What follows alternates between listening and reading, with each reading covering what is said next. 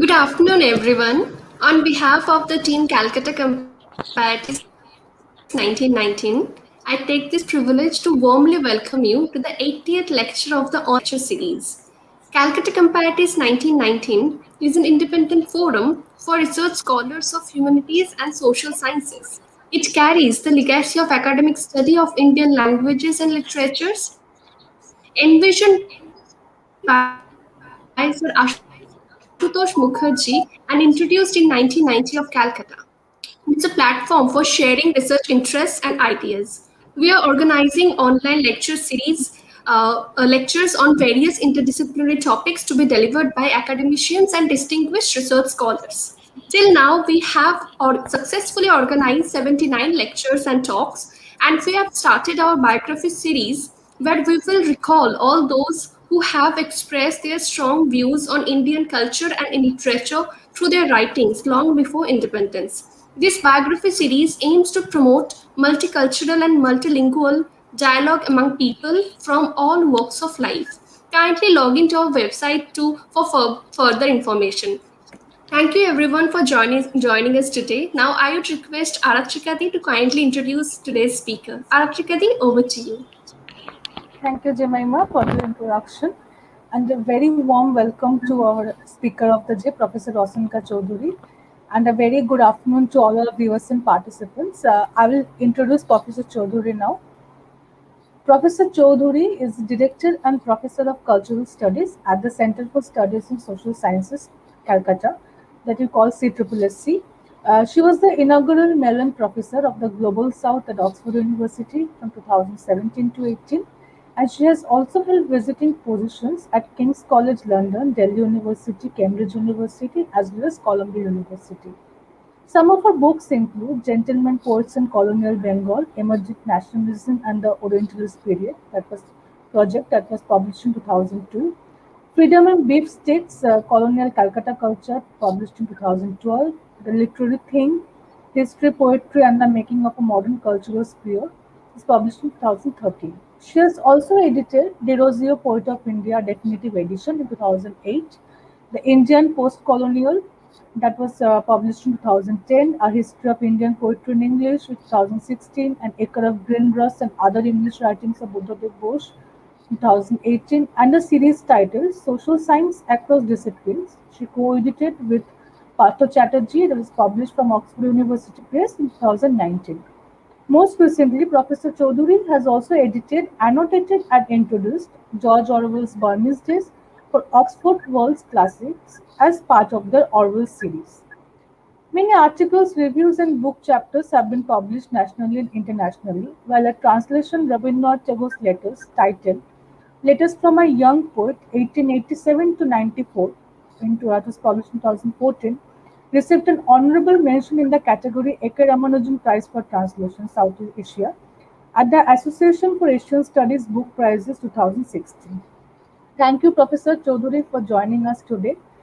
Today, ma'am will be talking on the World Turned Upside Down Reflections on World Literature. Thank you, Professor Chaudhuri, once again for joining us today. This virtual floor is all yours, ma'am. You may start your lecture. And we know this is going to be a very important lecture for not only world literature but also the students of comparative literature as well. Thank you, ma'am, for joining us. Thank you so much. Thank you for inviting me. I'm very grateful to be sort of made part of your sort of 79 talks. My talk I learned today is the 80th, so that's quite a long history in quite a short time. But you call yourselves the Calcutta Comparatists 1990. And you're located basically at the Department of Comparative Indian Language and Literature at the University of Calcutta, which, as you know, has a long and distinguished tradition in the humanities. So thank you for inviting me here today. I won't sort of waste very much time. I'll go directly into the lecture itself. Now, just a few words on the lecture, which is, as you've just heard, titled "The World Turned Upside Down: Reflections on World Literature." This is something that I chose to go back to. Actually, this is something that came out of my years spent as the first Mellon Professor of the Global South at Oxford University between 2017 and 18. And various parts of it have appeared at various times in various places. So I'll just quickly sort of give you some idea of, its genesis and origins. As I said, it was the keynote address of the Mellon Professor in 2018. Before that, it was presented as a paper at a workshop, much shorter version at St. Hugh's College in Oxford. Subsequently, a version of it has also been published in Interventions, but these are all different sort of incarnations of it. I should also explain before I start that the phrase "the world turned upside down" was on the poster for the first workshop at St. Hugh's. It had been pointedly put there by Professor Peter MacDonald at St. Hugh's from John Taylor's 17th century tract or poem or pamphlet, whatever you want to call it, titled "The World Turned Upside Down," or "A Brief Description of the Ridiculous Fashions of These Distracted Times." That title was published in London in 1647, believe it or not.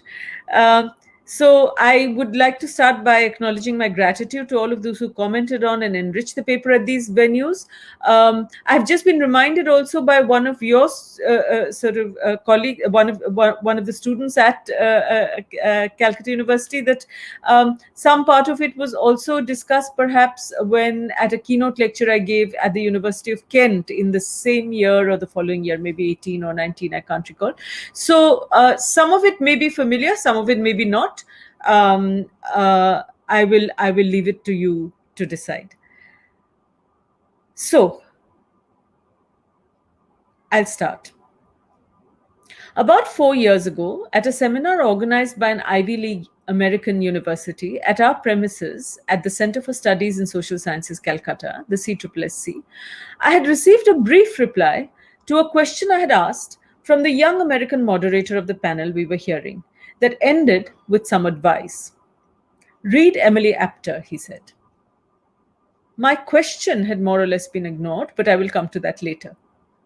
As the sessions continued, it soon became abundantly clear that although the concept note for the seminar had highlighted the fact that, I'm quoting from their concept note, Calcutta presents a specific opportunity to draw a range of local scholarship and circumstances into the discussion, unquote, the local audience in the room, that is us, was simply meant to listen to, not comment on or interrupt the discussion.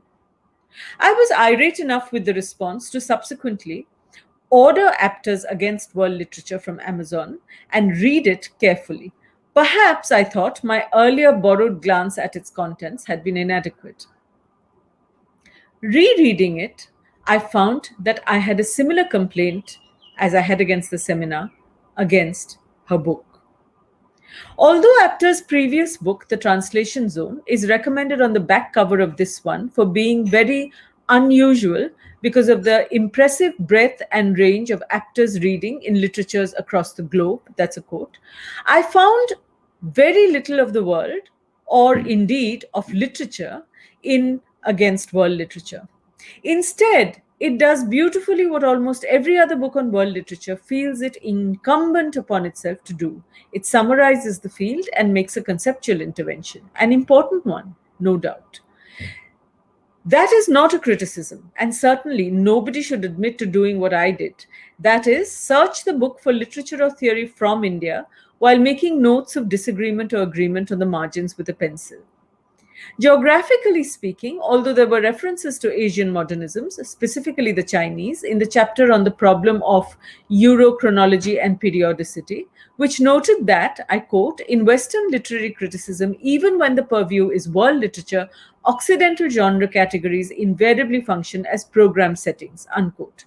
The only Indian language words in the book I found were Bishwa Sahitya, which he interestingly renders as literatures of the world rather than world literature, without explaining why, Rashtriya Sahitya, national literature, and Rashtra, nation state, Hindi Sanskrit words that are included in the chapter Keywords 5, Mond. The chapter discusses the pros and cons of the World Literature in French project of 2007, positioning the French debate as one developed in response to, quote, the widely validated post-colonially inflected model of Anglophone world literature, a field she is presumably placing herself both within and against. Nevertheless, it seemed to me that being against world literature did not mean a departure from the format of the polemic in almost all discussions on world literature, whether for or against. Apter's book embodies the Scythian dictum we all remember, that there may be a real Orient out there somewhere, but that Orientalism was not concerned with it, situated as it was within the Foucauldian understanding of discourse. Apter's book too transforms the real world into a discursive world, or rather substitutes the one for the other. And it follows that, like many books on post-colonial theory that preceded it, theory and theoretical interventions predominate. Thus, there are also some references in the book to Indian theorists located at Western universities, but almost no reference to Indian literatures. I do not want to resurrect the old theory versus criticism debate here. As Eagleton famously argued in Introduction to Literary Theory, quoting J.M. Keynes, those economists who disliked theory or claimed to get along better without it were simply in the grip of an older theory. This is also true of literary students and critics. The question I ask, rather, is whose theory or whose world? The subtitle of Apter's book, On the Politics of Untranslatability, was possibly what was being gestured at in the moderator's response that day at the CSSSC, asking me to read Emily Apter. As you know, I'm sure, her central thesis in the book was, quote, the importance of non-translation, mistranslation, incomparability, and untranslatability, as well as to, quote again, activate untranslatability as a theoretical fulcrum of comparative literature with bearing on approaches to world literatures, literary world systems, and literary history, among other things.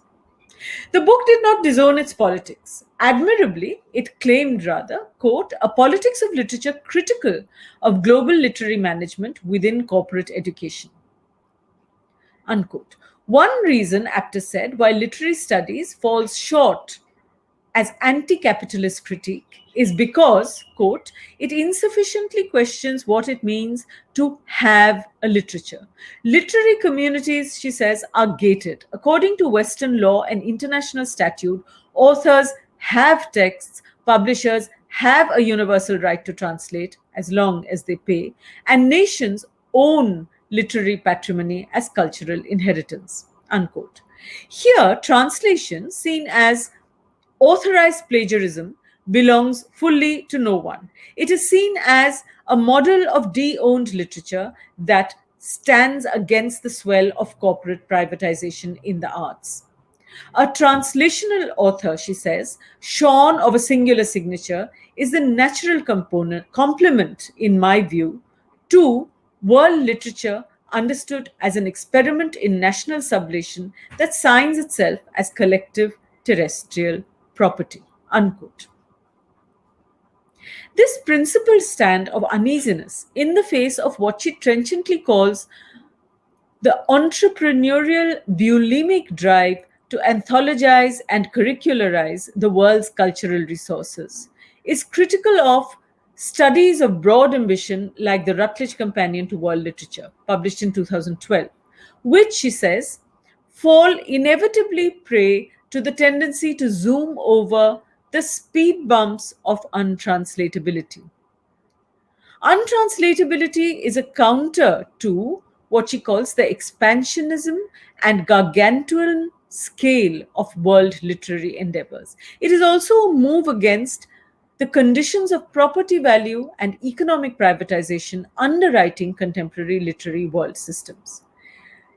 Yet, despite a careful delineation by Apter of her stand against world literature, where W and L are in capital letters and within inverted commas, which she sees as grounded in market-driven notions of readability and universal appeal, and despite her thesis against this, proposing instead a plurality of world literatures, and here world literatures is in small caps, small w, small l, oriented around philosophical concepts and geopolitical pressure points, one finds nevertheless that against world literature is still structured around the same European philosophical concepts and the same geopolitical pressure points as the rest most talked of books in the field. Apter pits a world literature in small caps against one in capital letters and states she is against what she calls a flaccid globalism. She is against the grouping of non-European literatures under monolithic rubrics such as Islam or Asia. Now, see, I find that term non-European itself problematic. There is Europe and there is a non-Europe, which does not reference America. Yet, the authors she uses to make her case remain Pynchon, Delilo, or Tolstoy, the theorists Wittgenstein and Derrida. Again, a disclaimer, I'm not making a case here that she should have used Premchand or Tagore instead. Following Derrida, one should know by now that overturning the binary is hardly a useful solution if anyone were ever brave enough to attempt this, however nice it would still be if someone tried. My argument pertains rather to the category of the world as it is understood both commonly and theoretically in such discussions. Where or what is it? Similar questions have been raised already by Amir Mufti and Feng Chia. Mufti is primarily concerned with, as he puts it, something of considerable importance that appears to be largely missing from discussions on world literature, the question of Orientalism, placing Said's book as the very condition of possibility for the development of the field of world literature. He questions the periodization of Casanova's thesis with regard to the appearance of non-Western literary cultures in world literary space, and he disproves her reading of Herder historically by showing how philosophical historicism of the sort associated with Herder cannot be understood without examining in its relation to the properly Orientalist ideas of cultural difference, such as those elaborated by William Jones.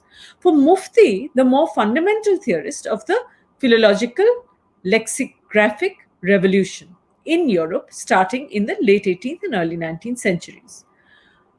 Crucially, Mufti also makes the reverse case that the Orientalist enterprise was not a freestanding discourse or set of practices, but rather a part of larger cultural and intellectual configurations at the threshold of the modern West. The changes in habits of reading and writing engendered by Jones, he says, is in fact an intercultural and worldwide process, emphasizing that, I quote, these transformations have been far from either linear or symmetrical in their unfolding, unquote. So Casanova's use of Herder's writings of the early 1770s, and Casanova here, he's referring, as you know, to World Republic of Letters.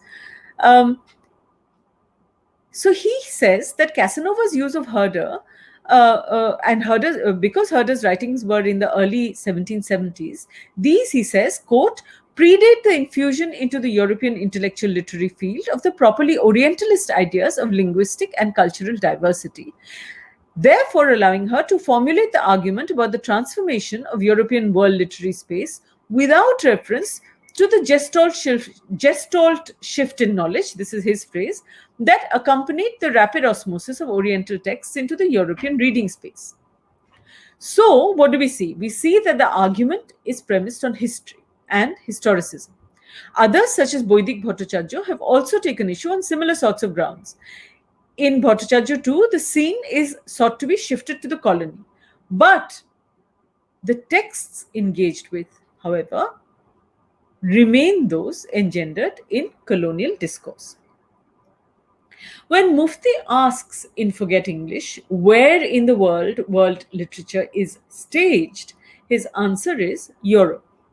In the chapter, he is concerned with period, with Jones rather than Herder, with historicism and philology, following through with a discussion centered on Marx and Engels' famous remark about world literature, via Ranajit Guha acknowledging his agreement with Apter, critiquing contemporary Pakistani audiences for knowing recent Pakistani writing appearing in Granta, but not iconic journals such as Lotus, edited by a great Urdu poet like Faiz Ahmed Faiz. Finally, the chapter on where world literature is now in the world ends with a nuanced reading of Franco Moretti and David Damrosch, taking issue with the former's notion of distant reading, but finding in him some strand of thought in the end that may be, he says, useful for those who wish to produce an account of the structural inequalities of world literary space. Nevertheless, Mufti brings in more of the world into his book than most other theorists combined. And he actually at least discusses a range of South Asian literary work, both Anglophone and in the Indian languages, returning to the conceptual category of world literature again only in the final chapter. I began with the seminar moderator who suggested I read Emily Apter for a reason. Apter's book is a handy tool around which to arrange a discussion on world literature. Firstly, almost everybody studying world literature seems to have read it. And following from that, more importantly, it might then allow us to ask the question that forms the title of this paper. Whose world are we talking about when we talk world literature?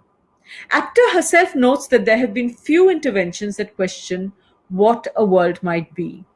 More emphasis, she says, on how philosophy has defined monde would contribute theoretical substance to the paradigm of literature monde and nuance debates around world literatures in every language. Adding in a footnote that she proposes this from a philological point of view that nourishes the consideration of words themselves as objects of analysis. I wondered, though, that when she said nuanced debates around world literatures in every language, what she meant by every language. There's no awareness of the robust debates on the issue as they happened in Bengali, for instance, here. And also, whose philosophy she was referring to when she spoke of how philosophy has defined monde. Barbara Cassaw's Dictionary of Untranslatables, translated by Apter and others, is the hero of the argument presented in Against World Literature. The preface to Cassaw's book declares that, unlike preceding attempts such as the Stanford Encyclopedia of Philosophy or even Raymond Williams's Keywords, the dictionary fully mobilizes a multilingual rubric. Accordingly, entries compare and mediate on the specific differences furnished to concepts by the Arabic, Basque, Catalan, Danish, English, French, German, Greek, both classical and modern, Hebrew, Hungarian, Latin, Polish, Portuguese, Romanian, Russian, and Spanish languages. Now, with the exception of Arabic and Hebrew, which are geographically not so remote from Europe either, the languages here used for mapping worlds through philosophical philology do not travel, as we can see, very far from Europe. Apter concedes, she says, ideally, it would have had a companion volume covering Asian, African, Indian, and Middle Eastern languages. But the vocabulary, she says, succeeds within its terms as a latter-day version of the humanist Translations Tudai. The preface to the English edition of Cassaw's book attempts an explanation for why the English translators of the book decided to eliminate the reference to Europe from the original title, giving a number of reasons for the change. So the original title in French had Europe in the title, and the English version discards the word Europe. There's a long explanation for this, and I'm quoting from that. This was a difficult call, as the European focus of the book is undeniable. Removing the emphasis on European philosophies would leave us open to criticism that the dictionary now laid claim to being a work of world philosophy, a tall order that it patently did not fill. Our justification on this score was twofold, so that future editors of the Dictionary of Untranslatables might incorporate new entries on philosophy hailing from countries and languages cartographically zoned outside of Europe, and because, philologically speaking, conventional distinctions between European and non-European languages makes little or no sense. Moreover, it was our sense that the adjective European, often assumed to refer to a common legacy of Christendom, humanism, and Enlightenment principles, actually misrepresents the complexity of identifying Europe culturally and geopolitically at any given moment in history. Notwithstanding concerns about the global hegemony of English, and more pointedly still about those forms of standardized internet inflected business English commonly dubbed globish that are frequently associated with financial outcomes and deliverables, we assume that the book, by dint of being in English, will disseminate broadly and reach new communities of readers. Now, all of that was their explanation as to why they dropped Europe from the title of Cassaw's book. What all those sentences seem to be saying or protesting is that, appearing as it was now in the English language, the book did not have to declare Europe in its title. There was simply no need. Now, one obvious fact about all of this, of course, is that all of this is pretty routine. Coming from India or China or Singapore or Kenya, those of us who are concerned with keeping up with our cultural studies or post-colonial studies or our French high theory have never batted an eyelid, however provincialized we may have found Europe to have become over the years in current affairs, at the hegemony of Europe in all discussions in the humanities, and the presumptuousness that is part of this hegemony's language. Dipesh Chakraborty, who aptly does mention apropos Eurochronology, declared in 2001 after Gadamer, and very much in the style of Said, that, I quote, "Provincializing Europe is not a book about the region of the world we call Europe. That Europe, one could say, has already been provincialized by history itself." Unquote. Yet, what Dipesh Chakraborty called the asymmetric ignorance of knowledge about the West and the East persists. Academic structures worldwide are predicated on an engagement with European thought, as the so-called European intellectual tradition is the only one alive in the social science departments of most, if not all, modern universities. What he says about social science departments, I contend, is equally true of the humanities. Faced with the task of analyzing not just social practice but contemporary literature too, very few Indian humanities professors would invoke or argue seriously with the 5th century grammarian and linguistic philosopher Bhartahari or with the 10th or 11th century aesthetician Abhinavagupta. I would sort of guess that you, as students of comparative literature, refer far more often to European philosophers in your works than you do to these Indian philosophers. Those traditions, he said, that is, Dipesh Chakraborty said, are truly dead. And sitting in the so-called third world, we find it essential to know our Marx or Weber or our Plato or Aristotle. These past European thinkers are not quite dead for us in the same way. Just one proviso here, a clarification, that Dipesh Chakraborty is speaking here, of course, for historians and social scientists.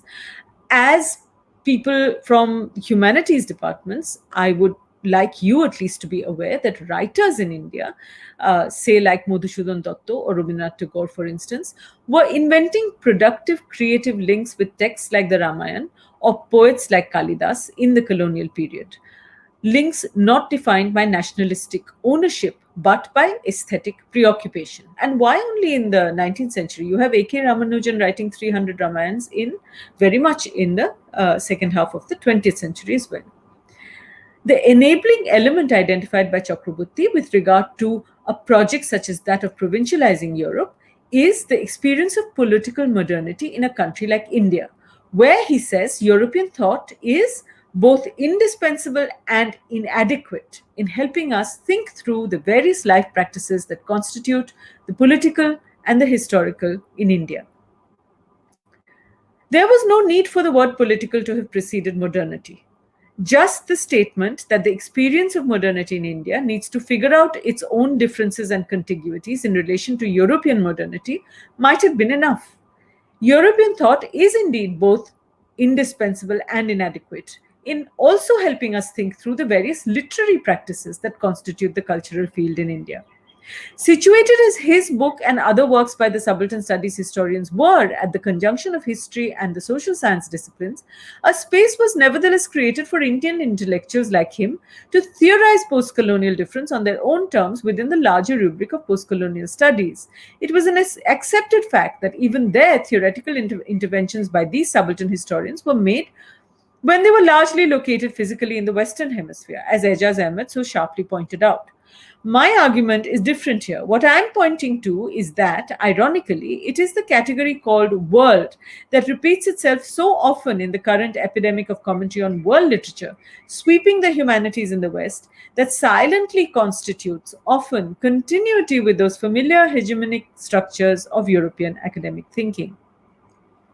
Europe may already have been provincialized by history itself, but the humanities classrooms in the West, as well as in the post colony, are still heavily predicated on the centrality of Euro American theory to discussions on world literature.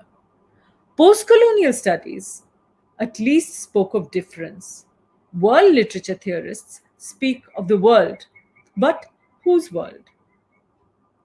I quote an article from the New York Times in my book, The Literary Thing, in which art critic Holland Cotter had an insight he wanted to share with the Western world, or at least a middle class American readership.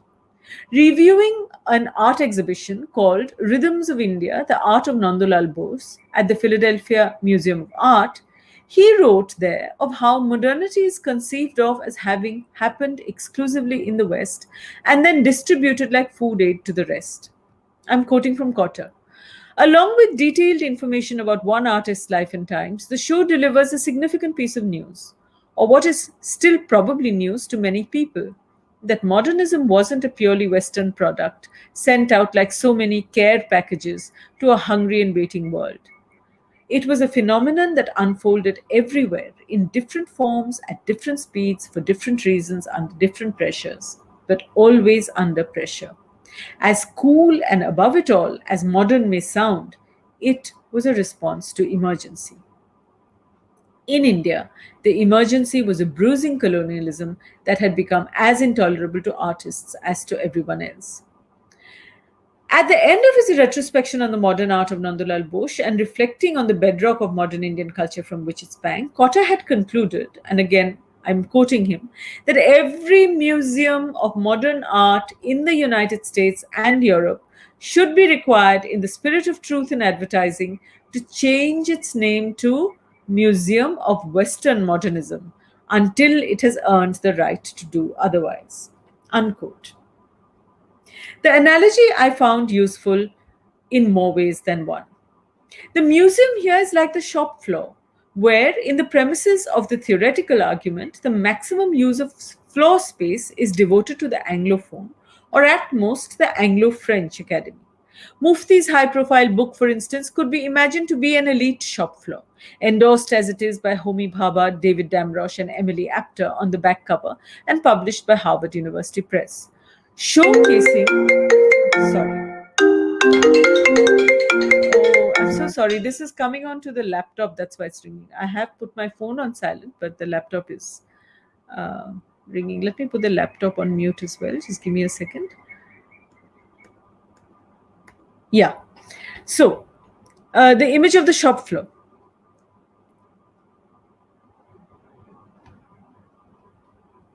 So Mufti's book, I said, could be thought of as an elite shop floor, showcasing a discussion on theories of world literature that is still firmly dominated by currents prevalent in the Anglophone Academy. When I use the image of the shop floor, the analogy I have in mind is the one Amit Chaudhuri used in his essay, Notes on the Novel After Globalization, where he reflected on how, and he's talking of the 1990s here, because I'm aware that now in 2021, of course, music shops themselves are almost obsolete. But talking of the 1990s, he had said, quote, "It is, for instance, always a task to enter a mainstream music and DVD store and search for the corner that displays world cinema. Similarly, world music, which is largely a post-globalization construct comprising a mishmash of classical, folk, and popular traditions from non-Anglophone countries. In this case, the global anthropologizes the world, makes it remote, ornamental, tribal. This anthropologizing of the literary wares of the world by the global marketplace works in the sphere of world literature studies as well, squeezing the rest of the world, metaphorically speaking, into small stalls selling representative samples. A direct consequence of neoliberal globalization and the attendant flattening out by the market of differences in networks, this functioning of world literature studies within the Western Hemisphere remains unaddressed by theorists such as Mufti or Apter, who nonetheless lay claim to a politics of literature critical of global literary management within corporate education. As Cotter's opinion above shows, the arena of discussions on world literature today could also be compared to a Western museum. There are smaller displays from other parts of the world, whether theoretical or material, categorized or used and labeled almost as neatly as museum displays. But the curation, conceptualization, and location of the matter of the exhibition, or the academic book on world literature at any particular time remains emphatically an in house affair. Where, I contend, in house equals to world. Like the many museums of modern art, a name that claims a certain universality, located in New York or London, the tour one undertakes upon entering any of these discussions on world literature is curated locally, however inappropriate a term like local might seem when applied to New York or London, and addressed primarily to local audience. After all, New York is where the museum and its discourse are located, just as Apter's academic location is there in New York. And therefore, they need make no claim to be representational. So it is interesting, isn't it, when you think about it, that all museums of modern art are located in Western countries. When you have museums in a place like India, for example, it will say the Museum of Indian Art. It will never say Museum of Modern Art. Even if it is modern Indian art, it will say modern Indian art. It will not simply say modern art if it is located in India. That is because India makes no claim to the universal. As Apter says in her introduction, her book does not aim to be a comprehensive census taking of the field of world literature with pretenses to regional coverage and equitable language distribution. There are few close encounters with individual texts, and texts that are analyzed have been selected because they illuminate a problem and not because they're representative texts of world literatures. Rather, Against World Literature lists a number of what she calls loosely affiliated topoi: one-worldedness, literary world systems, terrestrial humanism, checkpoints, theologies of translation, the translational interdiction, pedagogy, authorial de-ownership, possessive collectivism, all of these that provide many different ways of looking at how untranslatability plays out in literary studies. I am in essential agreement with her use of Badiou's notion of hypertranslation in conjugation with Cassaw's ultimate goal of consequential relativism.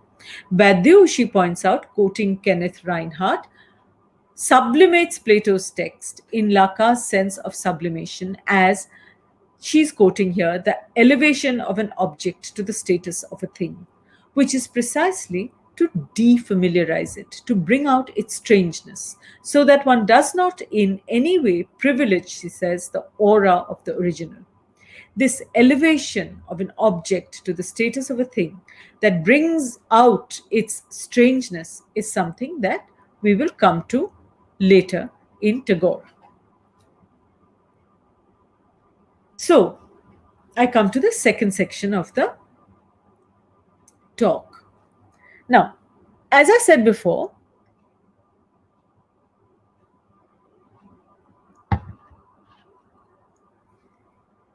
Apter summarizes the field of world literature very usefully in her book, beginning her introduction with an acknowledgement of Casanova's book that was published in English as The World Republic of Letters.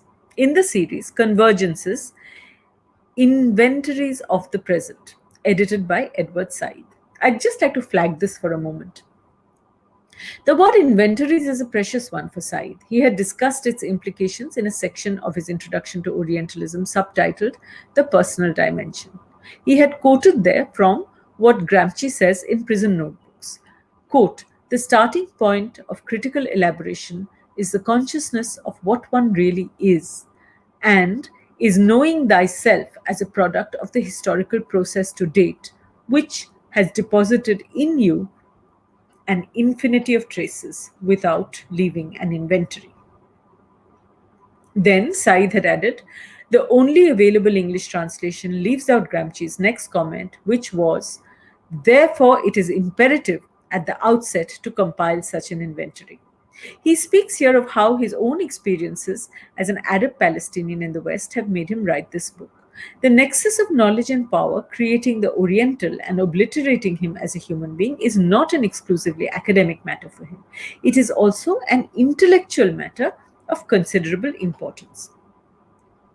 The compiling of such an inventory is what Amir Mufti, a Pakistani in America, does when he writes and works on the lyrical poetry of Faiz Ahmed Faiz.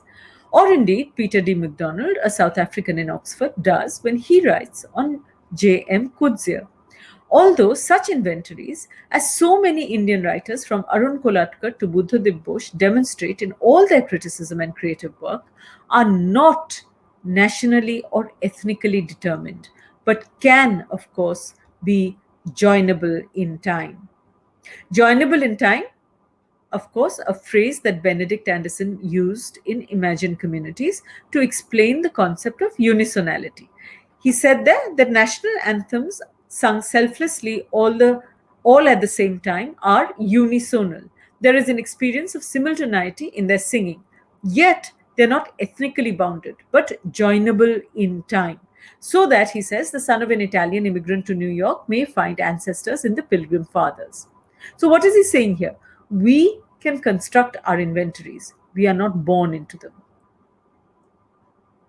The question I had asked the panel at the CSSSC conference was predicated on the notion of translation, not literally in the context of textual translation, but more to do with the translation of self at the moment of contact with the other. Not wanting to ask the usual question of the local and the global, I was fundamentally concerned with the moment of contact as the local person interacted with the global ship, commodity, system, or person in the era of colonization. When I had used the word translation, I thought I had made it clear that I wasn't talking just of translations of literature, but of the manner in which, say, objects are translated in use as they travel, or places are translated under the pressure of globality. The line I had in mind, actually, was the one spoken to Bottom on his becoming an ass. Thou art translated. Perhaps I should have just used transformation instead. Perhaps the moderator in his response was trying to respond to the tendency these days to use translation as too general a concept metaphor. I will conclude my talk today by briefly elaborating on this notion of translation as transformation, as it is present in Rabindranath Tagore's essay, Vishwa Sahitya or World Literature. And I have written about this and published about this since 2017-18, when I was first asked to think about world literature. I will take from my argumentation there, but I may not present the entire matter over here in the interests of time. I think we still have about 10 minutes. I'm not sure. Yes, ma'am. Yes, ma'am. We have time. You can take Okay. time. Yes, ma'am. No problem. So, in this concluding section, I wanted to show how this could be read as a foundational text. This meaning Vishwa Sahitya could be read as a foundational text that argues for an idea of world literature that is unique, apart from it being a reading that overturns Goethe's concept of Weltliteratur and stands it on its head. That's why the title, World Turned Upside Down, which I've used over here. The essay by Tagore, Vishwa Sahitya, is collected by Damrosch in the first section to World Literature and Theory, titled Origins, as well as cited and discussed in his introduction to that book. Damrosch doesn't quite know what to do with the Tagore essay at hand, it seems. While he devotes many delighted paragraphs to Goethe's seminal reflections on Welsh literature in his conversations with Johann Peter Eckermann in the late 1820s, in this introduction of Tagore here, however, he only has a single paragraph or so. He says here, I'm quoting from Damrosch, ideas of world literature spread far beyond Europe in the early decades of the 20th century. Origins, that is the section called Origins, concludes with two path-breaking statements on world literature from two very different locations. In his 1907 essay on Vishwa Sahitya or world literature, Rabindranath Tagore speaks of the universal values that world literature can embody, an argument that served a strategic local purpose of its own, offering a counter to England's strategy of ruling its colonial possessions in India by dividing and conquering. This was a quotation from Damrosch. To start with, the sentence construction in the first line there, ideas shown spreading out from Europe to far beyond it, gestures incipiently towards the first in the West and then in the rest model, which surely Damrosch himself would agree, once we actually begin to investigate the growth and interaction of literatures, has only a limited use. Path-breaking Rabindranath's essay certainly was, but it is not being read, is my contention, for what it actually says.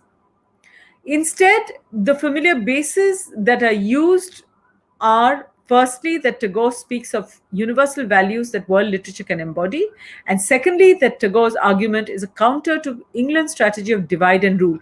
This, I was not very sure about why exactly this point was being made, until I realized that it's because he's basing it on a commentary on the essay that made by Bhavya Tiwari, which was published before his own discussion.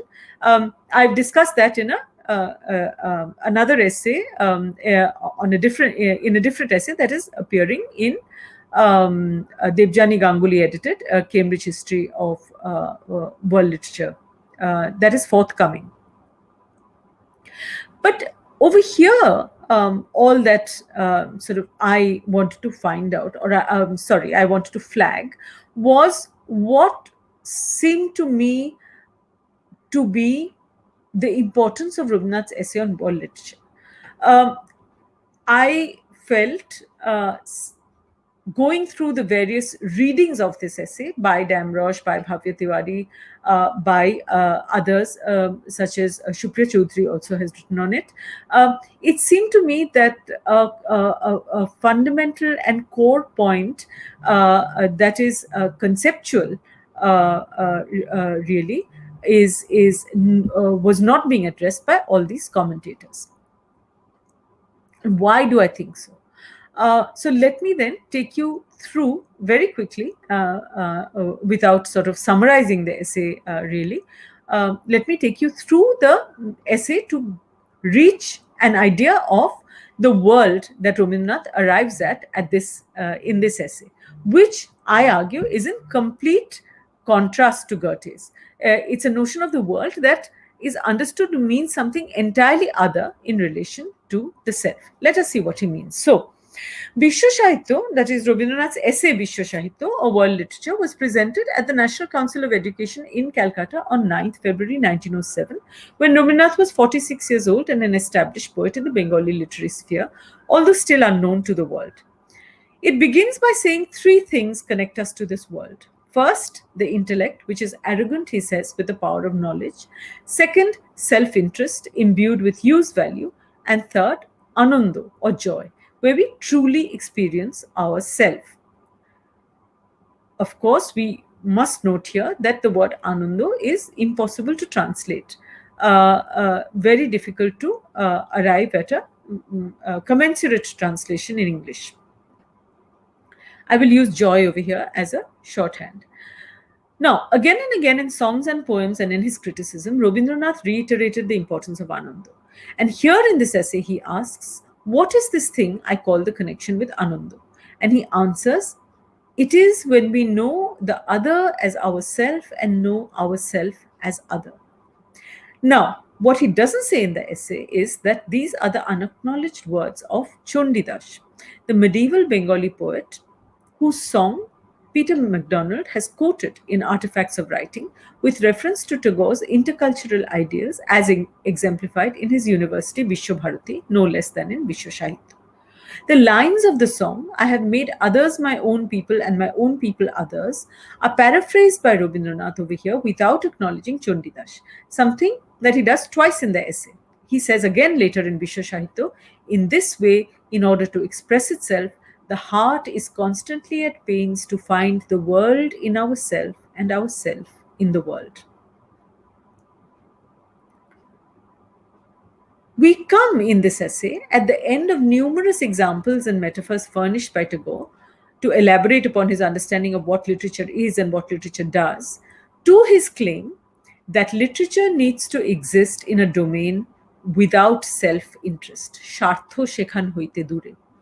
Parallel to the world of necessity, proyojoner সংসার, man creates a world of literature, সাহিত্যের সংসার, which is superfluous, প্রয়োজন ছাড়া. The notion of excess is returned to. He points out that beauty is extravagance. It is excessive and wasteful expenditure. Behishabi baje khoroj. It exceeds need. It flowers without use and flows without purpose. Nature, Tagore's analogy here for writing, is large because it is full of the unnecessary. What is expressed in literature? Rabindranath asks. And he answers directly. Quote, we find man's excess, prachurjo, his wealth, oishorjo, that which overflows all his need. It has that which does not finish within the boundaries of his world. This preoccupation with the superfluous goes back at least to 1894, to Rabindranath's essay on children's nursery rhymes, discussed in Amit Chaudhuri's Clearing a Space, where two words such as onaboshok, used repeatedly, and the celebration of the arbitrary and the unfinished, the superfluous and the purposeless in that essay, Chaudhuri says, refers to, I'm quoting him, a sort of space that Tagore is talking about, a reconfiguration of emptiness, or a crack, a gap in the everyday realm of valuation.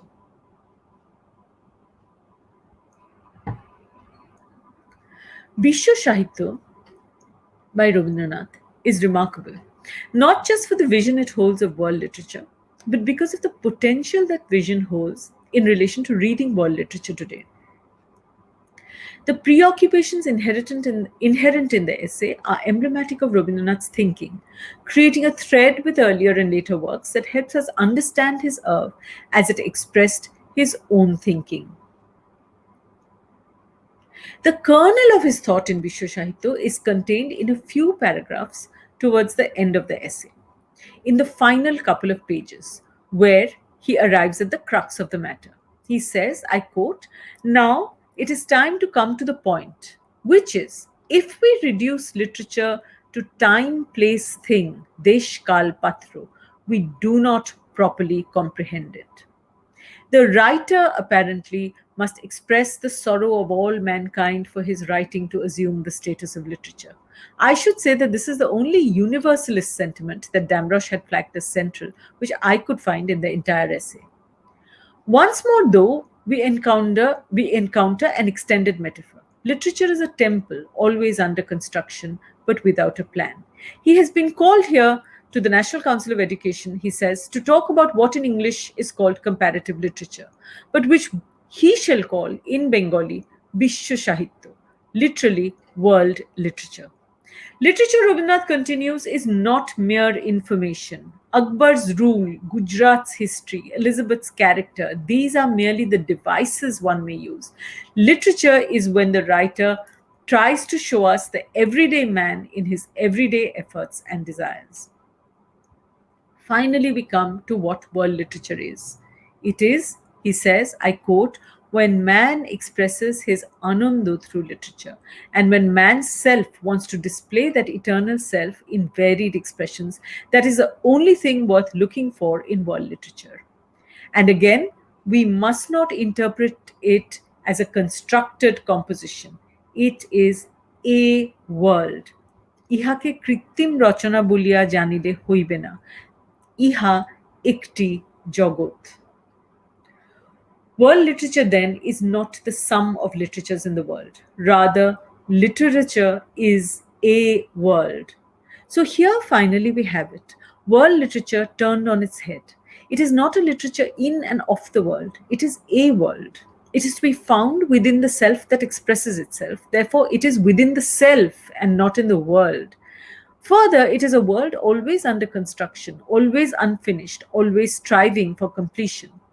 Like Rabindranath suggests, the mandala of the sun, the trembling light surrounding the part fluid, part solid inner sun, literature is an intangible emanation made of words around man, surrounding him, spreading around him, and connecting with him.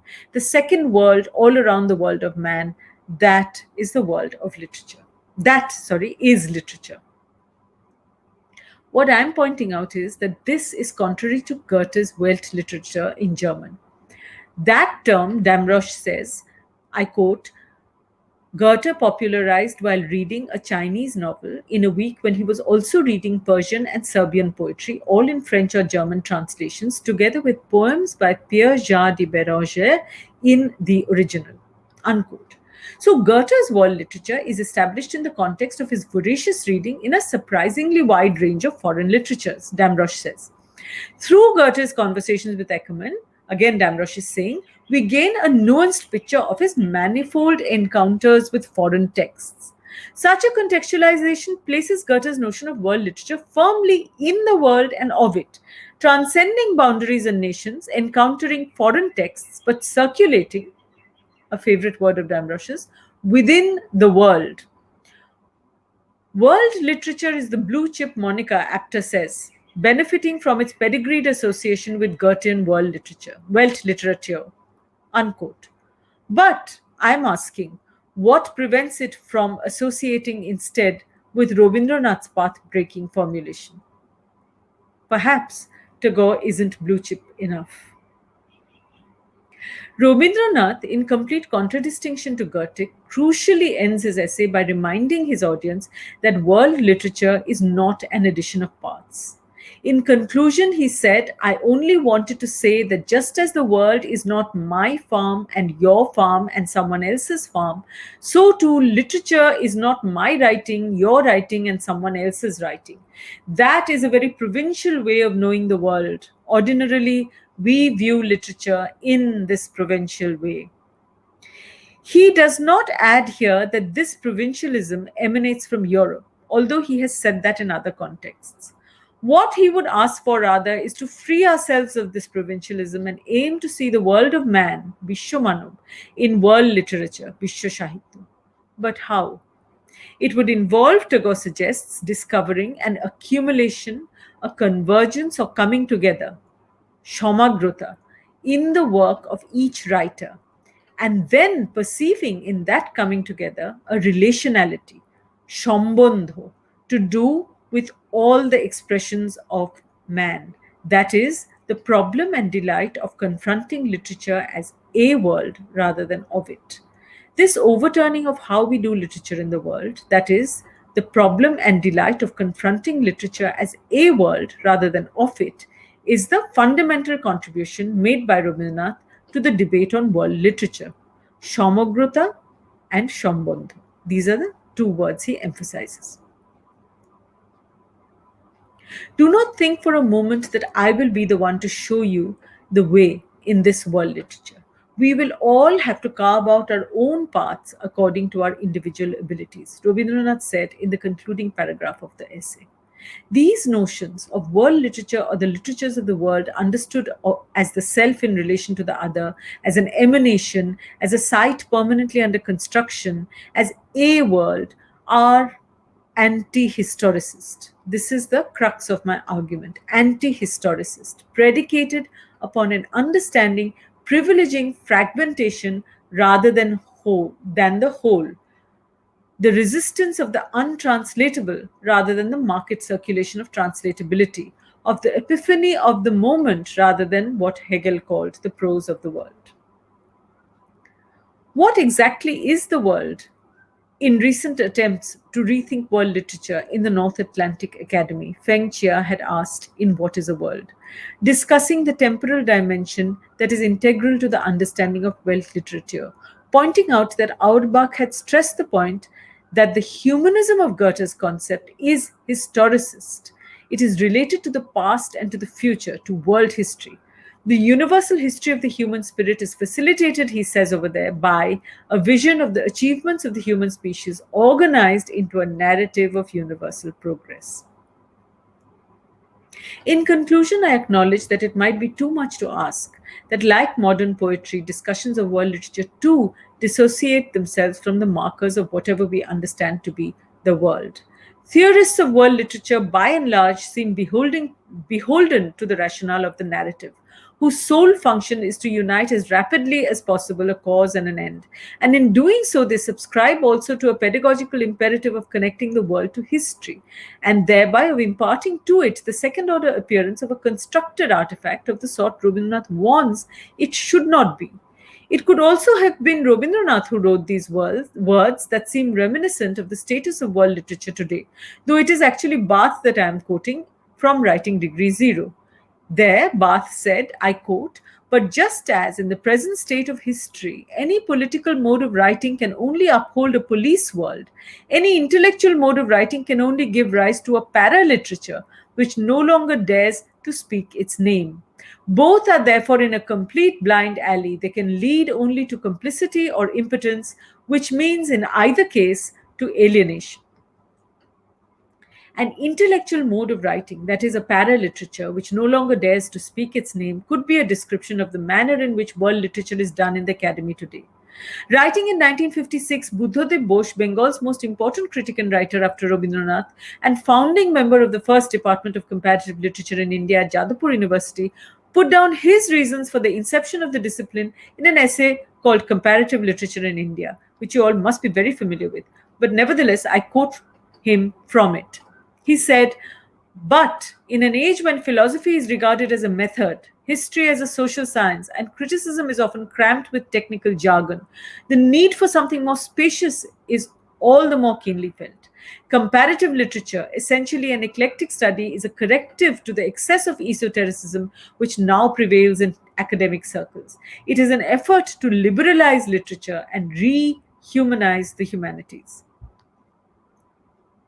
If that is what he thought in 1963, sorry, in 1956, I wonder what he would have thought today.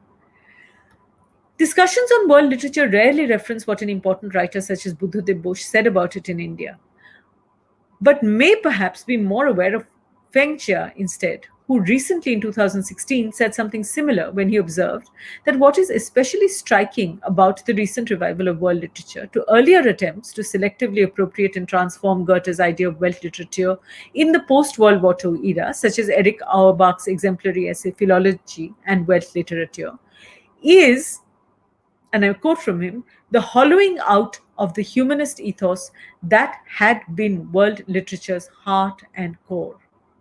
Unquote. Regret about the hollowing out of the humanist ethos sounds as if it comes from the same place that Bose's plea to rehumanize the humanities does. What is startling is the difference, methodologically speaking, between the two professors. Bose is a writer, craftsman, critic. Chia is a formidable academic whose prose belies his intent. That is, if it indeed be his intent to show how inadequate the theorists of the New World literature are, because for them, and I'm quoting Shea, "it is a matter of how literature operates as a real object of exchange and circulation in the world and constitutes a world of its own that transcends national boundaries and operates with its own specific laws and logic." Unquote. He points out quite rightly that this analogy between world literature and the circulation of commodities in a global market unwittingly has the opposite effect, he says, of diminishing literature's worldly force, and therefore its causality in relation to the world globalization creates.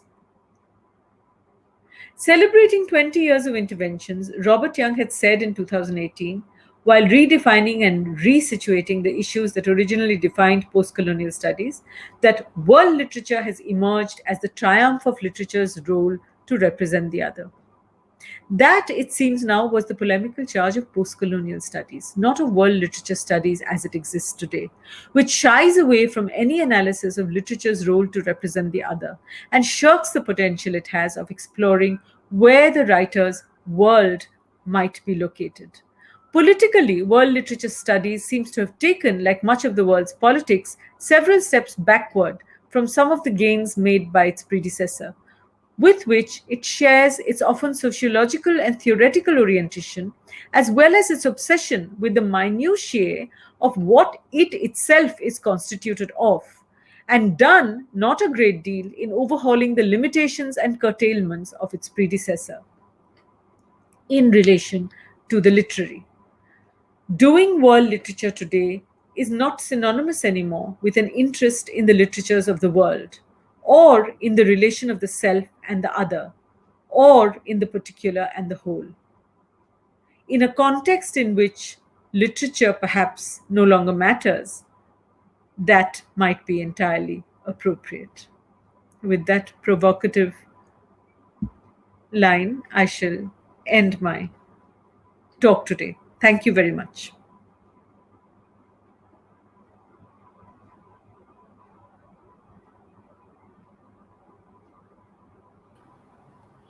Thank you very much, ma'am. It was a very informative and a very provocative lecture. Thank you so Or much. Atrika, I think you're muted. And At least I can't hear you. yes, uh, Oh, sorry. It's because I put the volume off. No, that's me. That's not you. Yeah, go ahead. Yes. okay. Can you hear me now? Yes, I can hear you now. Yeah, thank you. This was a very provocative and a very informative lecture. And ma'am, if you allow us, we have some questions from the audience, from the YouTube Certainly. chat box. Can I take them? Yes. Certainly. As long The as I first can see the question. person asking. Can I see the person asking the question? No, or you'll read it out. Yeah, sure. Yeah. I will show it in the screen. In the screen, it will be shown. Okay, that's also fine. Yes. This is the first question from Anurag. Ma'am, what are your views on Arvind Krishna Mehrotra's association with modernism in Indian poetry? So I'm not sure what is meant by association with modernism. Could you ask for a clarification with regard to the question? Yes, What is meant? if Anurag wants, he can write it again on a more clear note, and then we can move on to the next question by that time. Sure. Uh, Yes, I would ma'am. like to The come same, back to that please. question, though. I think Arvind has Yes, Krishna Mehrotra has some important things to say. So yes, I would like to come back to that. yes. Please, Anurag, will request you to write it again. Thank you. And the next question is from Pratim. Ma'am, can you shed some light on the role of Bengali periodicals in introducing the canon of world literature to its readers? Also, what was colonial education system is what was education system is creating an imagination of a world that is different from the idea of finding the world in self. In 20th century, the desire for perceiving world through the lens of English or other European literature has its own problematics. What is, especially when it is seen from the position of Kolkata? What is your opinion about it? There are, I think, parts of the question. I'll go to the first part. The Yes. first part is So the that is a very interesting and very important question. Very, very interesting and very important because it is basically, of course, Bengali periodicals that introduced the canon of world literature to readers in Bengali. There is absolutely no question about that. And the role it played was seminal, important, and transformational, absolutely, for the literary sphere. One of the things we must remember, though, I'm assuming, of course, that the person is asking about, since it's saying to its readers, it means to readers in Bengali. So their Bengali periodicals that were printed in Bengali were certainly important. But I'll just quickly point out, because and I'm keen to point this out, especially because I find that students who work in Bangla and who work with Bangla texts and who come, with a very rich understanding of, the Bengali literature, often tend to ignore or sideline the importance of uh, the cultural sphere in which these Bengali periodicals were located. So, as I've pointed out repeatedly in my work, it is so periodical. So, if we, instead of saying Bengali periodicals, if we say periodicals in Bengal, periodicals in Bengal began right from the time of Derozio, from the beginning of the 19th century, right? Derozio published his poems in newspapers. In those days, sort of the most occasional poetry, or most of the poetry that was being written in the city of Calcutta in English, used to be published in newspapers. So the sphere of print and publication was primarily in the sphere of newspapers and then periodicals. Periodicals became very important with people like D.L. Richardson, for instance, a very influential and important teacher of English, a mentor to Michael Madhusudan Datta, who, for instance, brought out the Bengal Annual. The Bengal Annual being one of the most important and famous periodicals of the middle of the 19th century. Why am I mentioning these English newspapers, these English periodicals? I'm mentioning them because the Bengali periodicals cannot be studied, cannot be examined without bringing them into some relationship with the public sphere, the civil sphere of print and publication at the time, which included both Bengali and English. You can't just look only at one half of the picture and say that, oh, I'm just looking at Bangla Bhasha, যারা বাংলা যারা বাংলায় লিখেছেন আমি তাদের নিয়ে কাজ করতে চাই, আমি ইংরেজি কেন দেখব? But the literary field is constituted of 19th century Calcutta is constituted of both English and Bengali periodicals. Bengali periodicals are coming about preceded by English periodicals and side by side with English periodicals as well. So unless we get over the colonial hangover of treating English as an imposition, as this foreign language that was forced upon us, that entire rhetoric, which is old now and should be discarded, unless we look at these languages existing side by side and enabling each other, we cannot get a full picture of what exactly Bengali periodicals were doing when they were, quite rightly as the questioner is saying, when they were introducing the canon of world literature to its readers.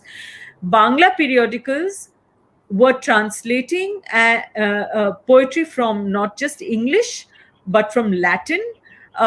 They were translating not just poetry and literary works, they were translating works from geography, for instance. The whole field of geography began with translations in 1841, in the 1840s. Krishnamohan Bandopadhyay and I think it is Akhay Datta had the first books on Bangla Bhugol, introducing Bhugol to the Bengali reader through translations of works in English. So these also appeared in the forms of essays in periodicals. So the role of Bengali periodicals in introducing the canon of world literature to its readers is beyond a doubt the most important role of anything else, because again, also of course we must remember reachability. Many more people could afford to read periodicals. You borrowed periodicals and you read periodicals and you read novels and poems and plays in installments. As you know, Bankim Chandra published in his novels in serialized installments in these periodicals. So here I'm talking about original Bangla literature in the original, not just world literature, but Bangla literature in the original also appeared in periodicals first. So periodical culture really is absolutely crucial to bringing world literature, to bringing the canon of world literature, and to engendering Bengali literature itself to readers in Bengali. There is, one cannot underestimate or overemphasize the importance of Bengali periodicals in this regard.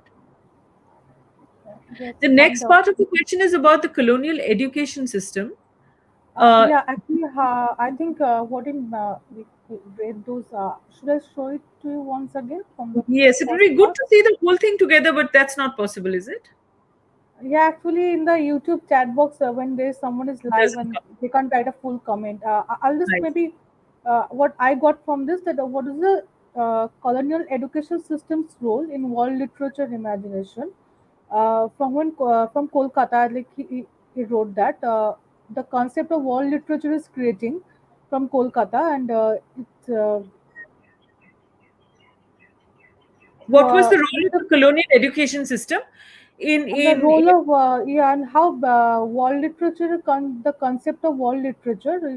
He texted me that European education system, Bengali literature, যে world literature আইডিয়াটা দিচ্ছে সেটা টেগোরের আইডিয়ার opposite of Tagore's idea. why I is it think the good idea? I think he think I'm not actually getting what he's saying, but I think it means the world literature, so the European education system, whatever the idea they are giving, it is the opposite of Tagore's world literature idea. So let me try and sort of unpack that question a little bit. If you read Michael Madhusudan Datta's 1854 essay, The Anglo-Saxon and the Hindu, you will see in it the most wonderful passages of reading in world literature. He talks about over there about what he has read in the Latin. He talks over there about what he has read in Bengali. He talks about Homer. He talks about Kalidas. He talks about Thucydides. He talks about Herodotus. He talks about uh, a, a huge range of world literature as it was made available to him by the colonial education system in 1843. There's no question. In 1854, the essay was published, but his education was in 1843. So, we can say in the 1840s. He says passionately in that essay that even after reading all of this, even after reading the best of Kalidas and the best of Homer, I will say, give me the language of Shakespeare. He's in love with the language of Shakespeare. He wanted to write, as we know, originally before he turned to Bengali. He wanted to write in English. He wanted to be a writer who published in English. Now, it is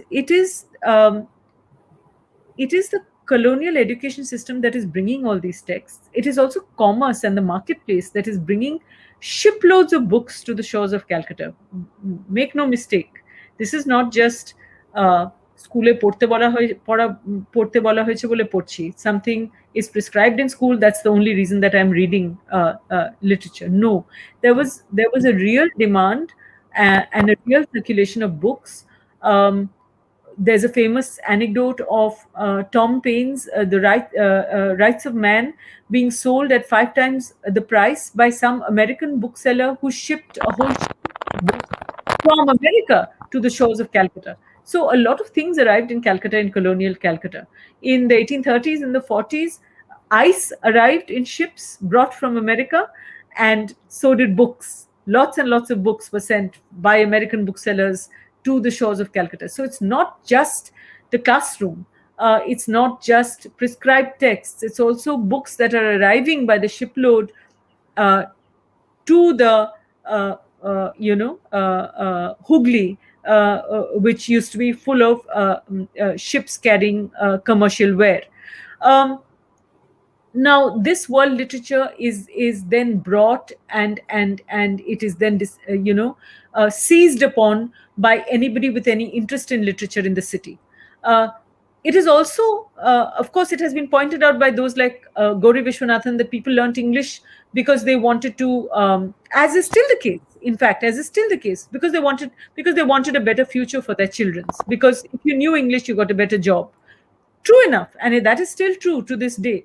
But not to underestimate the genuine love for the literary that is engendered by the availability of these books in not just in the Calcutta classrooms but also in Calcutta bookshops at the time.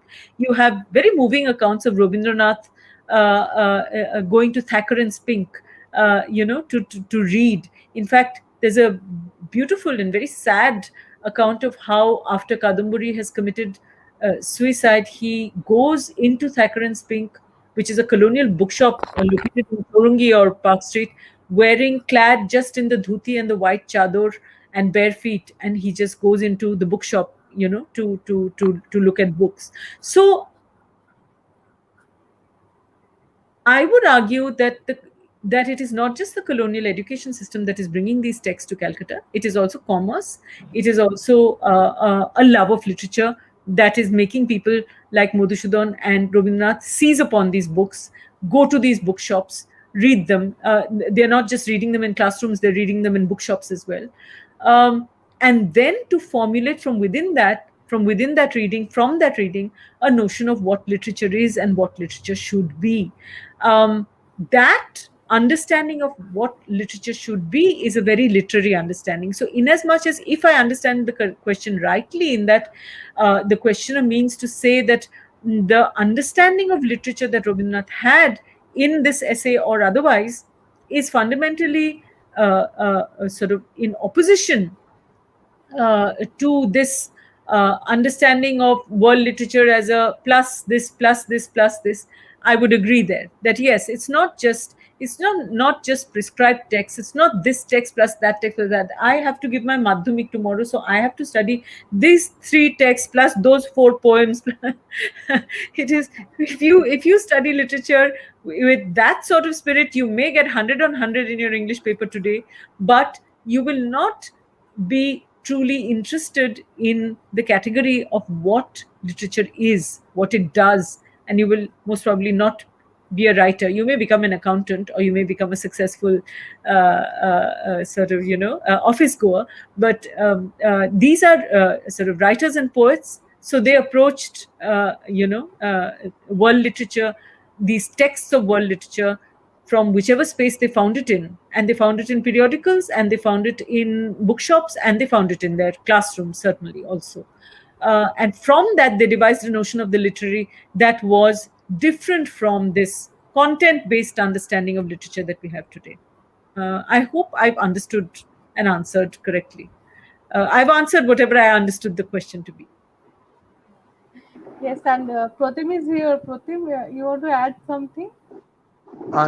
না ma'am, আমি ওটাই মিন করতে চেয়েছিলাম। আর শুধুমাত্র যেহেতু comment গুলো আর কি separate হয়ে কেটে কেটে গেছে, এটা একটু ইনকম্প্রিহেন্সিবল হয়ে গিয়েছিল আর পুরোটাই লাইনস গুলো। হ্যাঁ, বুঝতে পারছিলাম না কাটা কাটা। তোমার প্রশ্ন ছিল? হ্যাঁ, আচ্ছা, দুটোই আমার প্রশ্নই ছিল প্রিডিটেটরস গুলোর। আচ্ছা, আমি বুঝতে পারিনি। অলসো বিকজ আমি পুরোটা দেখতে পাচ্ছি না একই সময়। এটা এখানে কমেন্ট করলে কেটে যায়, ওর জন্য আরো অসুবিধা হয়েছে পুরোটা লাইনের সময়। এনিওয়ে, আশা করি মোটামুটি sort of answered. হ্যাঁ, thank you ma'am, thank you.